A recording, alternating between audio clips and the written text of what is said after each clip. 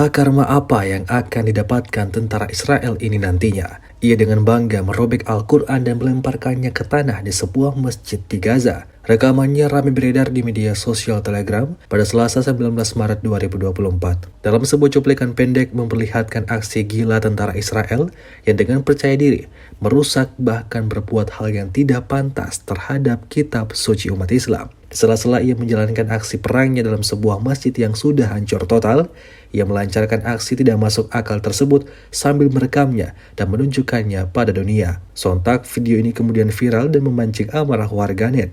Video ini kemudian dibanjiri beragam komentar negatif yang sebagiannya mengutuk perbuatan keji tentara Israel. Sementara itu, diketahui jumlah korban tewas akibat invasi Israel di Gaza, Palestina kian bertambah.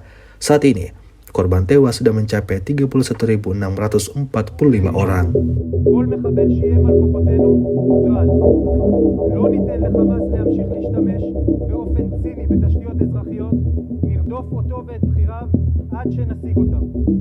לצד זאת, נעשה כל שביכולתנו להימנע מפגיעה באוכלוסייה האזרחית ונשמור על ערכינו, ערכי צה"ל, לאורם אנו פועלים.